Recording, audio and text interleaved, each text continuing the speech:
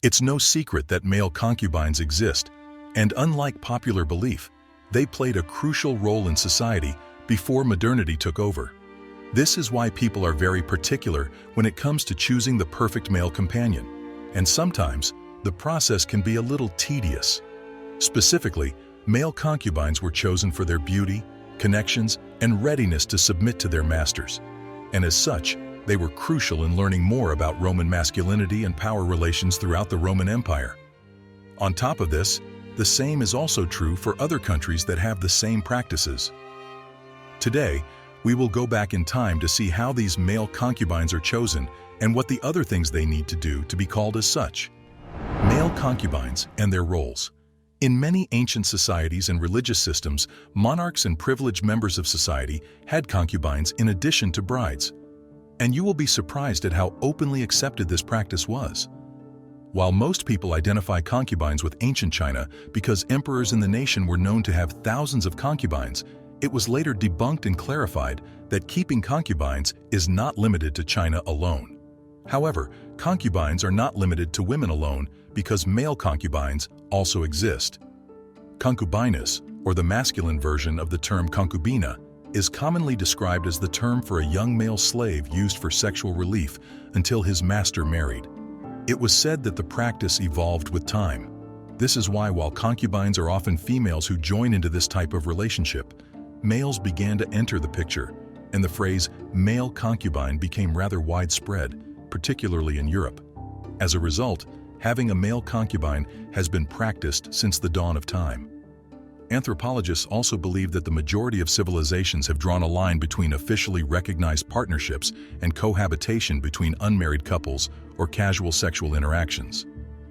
Male concubinage has been claimed to be legal in certain European countries and places, like Greece, Spain, and Rome. It was so common that kings and monarchs both had female and male concubines during their rule. Specifically, having male concubines is considered as a sign of wealth, power, and masculinity in the Ottoman Empire.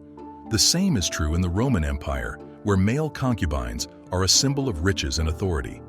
This is why most emperors and noble people would have male concubines aside from female concubines and their wives.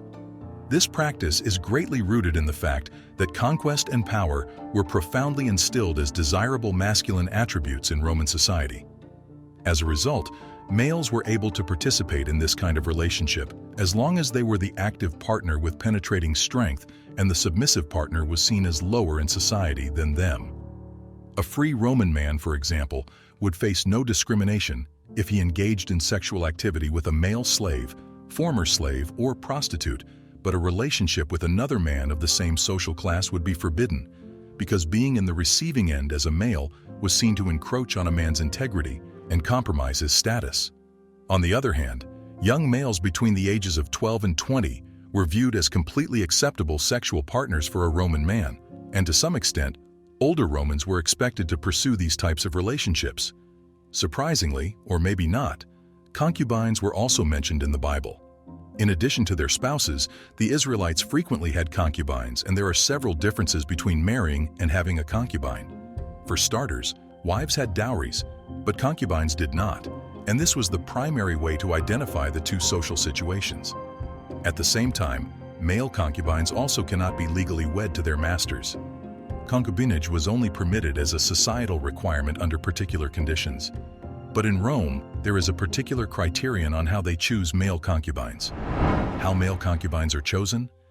You might be shocked, but male concubines play a vital role in political and international aspects of society. More specifically, male concubines in the Roman Empire were not treated as objects of desire, but rather viewed as people who had powerful connections with important figures such as the emperor and other members of noble families. This is why it's not easy to become a male concubine. Most of them have to look a certain way to be chosen. Scholarly books also revealed that male concubines of the Roman Empire were chosen for their beauty, connections, and willingness to submit during intimate intercourse with their masters, as well as their capacity to exemplify the Roman masculine values of heroism and sexual conquest. There are a lot of stories that will prove how particular these masters are when it comes to choosing the perfect concubine that will accompany them day in and day out. For instance, it was revealed that Hadrian fell in love with Antinous because of his beauty. On top of that, the tale of Antinous also serves as the perfect example of how important male concubines are in society. Although Antinous was most well known for Hadrian's deep love for him, his impact went beyond their friendship and special relationship. According to historical records, he participated in diplomatic contacts by traveling with Hadrian on formal trips and attending significant political meetings. This means that Hadrian and Antinous had a collaboration involving political shrewdness, intellect, and trust in addition to being in a romantic relationship. Hadrian was so influenced by Antinous that upon his unexplained death, he deified him, an incredible accolade that acknowledged his important contribution. At the same time, these male concubines are also educated by their masters or patrons, which might be another aspect of how these concubines are chosen. Relationships between male concubines and their patrons in ancient Rome were not simply defined by sexual attraction or desire. They frequently had an academic component, with the patron acting as a mentor, training the young concubine in philosophy, arts, rhetoric, and other realms of knowledge. This instruction was integral to the cultural standards of the period, not just a side component of their relationship. As a result, male concubines were frequently expected to participate in scholarly conversations, compose poetry, and even produce art, and their capacity to engage in intellectual discourse was highly prized. The poet Horace, for example, was founded by the politician and literary patron Maecenas. Their friendship began when Horace was only a child, but under Maecenas' tutelage, he grew to become one of Rome's most distinguished poets.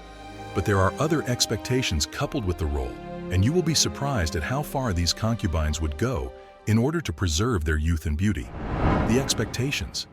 As mentioned before, male concubines are expected to look a certain way, which is why they also dedicate a lot of effort to make sure that they look good all the time. Youth and beauty were frequently idealized to such an extent in ancient Rome that it led to unsettling activities. The fixation with keeping male concubines looking young was not merely a frivolous desire. It was frequently pursued via painful and severe procedures. One especially disturbing technique involves infibulation, a surgical operation in which a metal clasp or fibula is used to hinder physical growth. The idea was to keep the high-pitched voice and young look that some customers found appealing. Galen, the ancient physician, describes this practice in his books, noting how some would willingly endure this surgery in exchange for support and favor. Others, on the other hand, were bullied into it, their bodies altered to suit the whims of those in control over them. This quest for perpetual youth was not restricted to infibulation. Other tactics were used to maintain the male concubines appearing youthful and appealing, including rigorous diets, special workouts, and precise grooming procedures. However, despite all of these, there are other possible challenges along the way. While it was widely accepted to have a concubine on top of a wife, relationships like this oftentimes can be considered scandalous, and male concubines have to endure the stigma that comes with being one. The stigma. Personal relationships in ancient Rome were frequently scrutinized in public, and interactions with male concubines were no exception. These partnerships were fertile ground for problems and scandals because of the complicated and sometimes contradicting legal landscape. And because of this, there are several challenges a male concubine should consider and overcome if he wants to survive such a harsh environment. For instance, the Lex Scantinia statute appeared to criminalize certain sexual acts with freeborn children, and it was frequently used to target political opponents. However, this was only one part of a larger legal and social framework that may spark controversy. Julius Caesar and his purported relationship with King Nicomedes IV of Bithynia was one of the most legendary scandals in history that includes a male concubine. While the historical veracity of this event is debatable, it was a powerful political weapon employed by Caesar's adversaries. Cicero and other contemporaries used their remarks to call Caesar's moral character and manhood into doubt. This controversy was so well publicized that it followed Caesar throughout his career, demonstrating how relationships with male concubines might be exploited as political munitions. On the other hand, a close advisor to Emperor Tiberius, Lucius Aelius Sejanus, became entangled in a controversy surrounding his connections with male concubines. And just like what happened to Julius Caesar, political adversaries analyzed and utilized Sejanus's relationships against him. According to ancient historians like Tacitus, Sejanus's demise was fast, and his associations with male concubines were among the allegations that led to his execution. Because of this, such a story exemplifies how personal ties may become entwined with political power struggles, resulting in destruction and dishonor. Aside from individual incidents, the legal status of male concubines was a complicated and occasionally contentious matter. Relationships with free-born youngsters might lead to legal problems over concerns like inheritance and social standing. Some of these intricacies are reflected in the works of the jurist Gaius in his legal treatise Institutes, which highlights the delicate legal concerns that controlled relationships with male concubines. On top of these, the connections between male concubines and the elites would also pose a danger. And more often than not, these ties, far from being only amorous or cerebral, might have disastrous effects. This evil component is powerfully illustrated in the tale of Sporus, a teenage male concubine of Emperor Nero. Sporus's resemblance to Nero's departed wife, Poppaea, fueled an infatuation that culminated in his castration, an extreme action to maintain his youthful femininity. Suetonius portrays Nero's obsession with Sporus in his work The 12 Caesars, even marrying him in public. However, following Nero's death, Sporus becomes a political pawn, being handed from one king to the next. His terrible life tale ends with a forced political marriage and eventual suicide, a frightening monument to political power's ruthless whims. Sporus's case is not an isolated one. Other male concubines were employed as instruments in political plans, and their close relationships were abused for profit or retribution. Tacitus' works frequently address these intricate political dynamics, demonstrating how ties that began as personal bonds might swiftly spiral into political manipulations with life-altering repercussions. Being a male concubine is not as simple as looking beautiful and serving a master, because records would tell us that there is so much more included in the role. And sometimes it would take a lifetime of dedication to be chosen. Let us know what you think in the comment below. Also, make sure to leave a like and subscribe for more stories from history.